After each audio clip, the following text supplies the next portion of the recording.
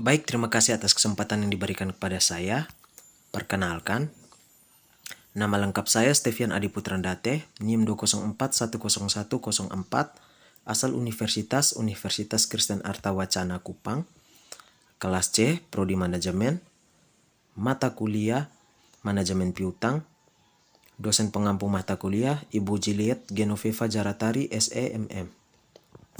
Berdasarkan soal yang telah diberikan, saya diminta untuk membuat simulasi penjualan produk secara kredit dari perusahaan consumer goods. Nah, contoh-contoh produk yang saya ambil ada 5, yakni rokok, roti, susu, pasta gigi, dan deterjen. Untuk produk rokok, piutang awalnya 21 juta, piutang akhirnya 35 juta. Kemudian 21 juta ini ditambah dengan 35 juta, menghasilkan 56 juta. 56 juta ini merupakan saldo piutang. Kemudian untuk produk roti, piutang awalnya itu sebesar 20 juta, sedangkan piutang akhirnya sebesar 15 juta. Kemudian kedua piutang ini dijumlahkan menghasilkan saldo piutang sebesar 35 juta. Nah, untuk produk susu, piutang awalnya itu sebesar 10 juta, sedangkan piutang akhirnya sebesar 10 juta rupiah. Nah, kemudian dijumlahkan menghasilkan saldo piutang akhir sebesar 20 juta rupiah. Kemudian untuk produk pasta gigi, piutang awalnya 14.500.000 rupiah. Kemudian piutang akhirnya 20 juta rupiah. Dijumlahkan menghasilkan saldo piutang 34.500.000 rupiah. Kemudian untuk produk deterjen, piutang awalnya sebesar 11.500.000 rupiah. Kemudian piutang akhirnya 22 juta rupiah. Nah, kemudian dijumlahkan menghasilkan saldo piutang 33.500.000 rupiah. Kemudian total piutang merupakan penjumlahan dari saldo piutang setiap produk, mulai dari 56 juta sampai 33 juta, menghasilkan 179 juta rupiah. Dari data tabel di atas, total penjualan kreditnya adalah 179 juta rupiah. Maka dapat dihitung rata-rata piutang dan pengumpulan piutang sebagai berikut. Dengan rumus rata-rata piutang sama dengan piutang awal ditambah dengan piutang akhir dibagi 2. Berikut merupakan perhitungan rata-rata piutang dari produk. Yang pertama itu produk rokok. Nah, seperti pada rumus sebelumnya, untuk mencari rata-rata piutang itu adalah piutang awal ditambah dengan piutang akhir, kemudian dibagi 2. Nah, untuk produk rokok sendiri, piutang awalnya itu 21 juta, piutang akhirnya 35 juta. Jadi, berdasarkan rumus, maka 21 juta ditambah 35 juta dibagi 2 menghasilkan 28 juta rupiah. Jadi, rata-rata piutang dari produk rokok itu sebesar 28 juta rupiah.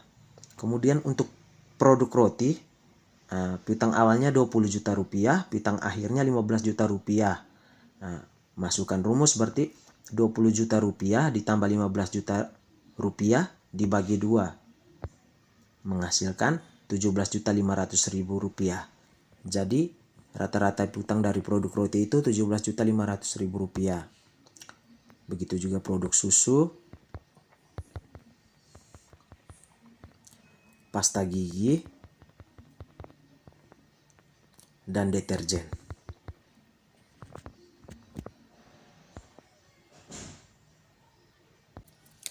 Setelah kita mencari ini piutang rata-ratanya, untuk penjualan kredit bersihnya kita sudah mendapat sebesar 179 juta rupiah. Nah, kemudian ada tabel. Nah, untuk mencari rasio perputaran piutang itu, rumusnya itu penjualan kredit bersih dibagi piutang rata-rata.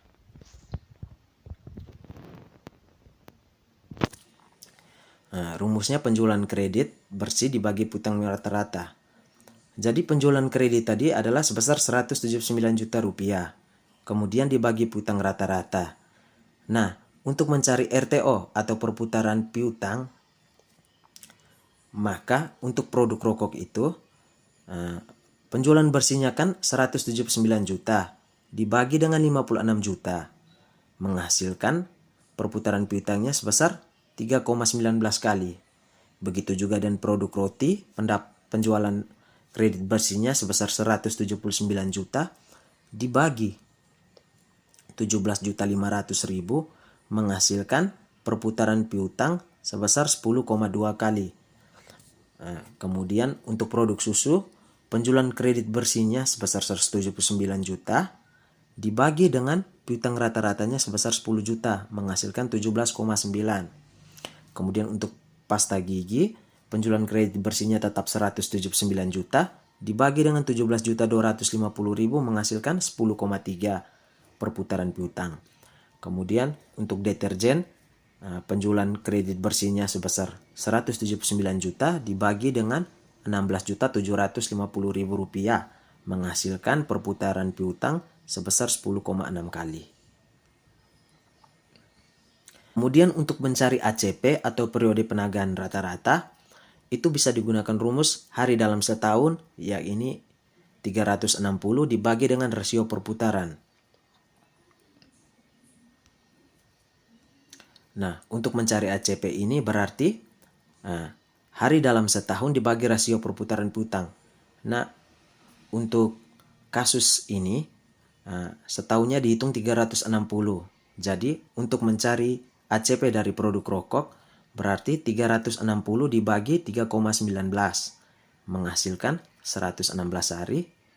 Kemudian untuk produk roti 360 dibagi 10,2 menghasilkan 35,2 hari. Nah, untuk produk susu 360 dibagi 17,9 menghasilkan 20,1. Nah, untuk produk pasta gigi 360 dibagi 10,3 menghasilkan 34,9. Dan untuk produk deterjen 360 dibagi rasio perputarannya sebesar 10,6 menghasilkan ACP-nya atau penagihan rata-ratanya sebesar 33,9 hari.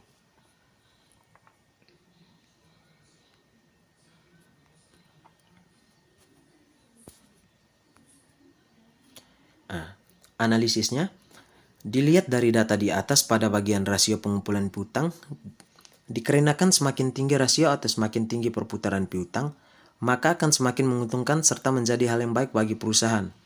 Contohnya dalam penjualan produk rokok, perusahaan memiliki hasil rasio sebesar 3,1. Artinya perusahaan tersebut berhasil mengumpulkan piutang rata-rata sebanyak 3,1 kali dalam setahun. Begitu pula dengan penjualan kredit produk yang lainnya seperti roti, susu, pasta gigi, dan deterjen. Namun sebaliknya, jika dilihat dari data ACP atau periode penagihan rata-rata, maka perusahaan tersebut belum bisa dikatakan efektif karena pada penjualan produk rokok, periode penagihan rata-rata mencapai jumlah 116 hari, di mana kita tahu semakin tinggi ACP menunjukkan bahwa perusahaan harus lebih memperhatikan kebijakan kreditnya dan meningkatkan pengelolaan piutang agar dapat memenuhi kewajiban jangka pendek perusahaan. Sekian dan terima kasih.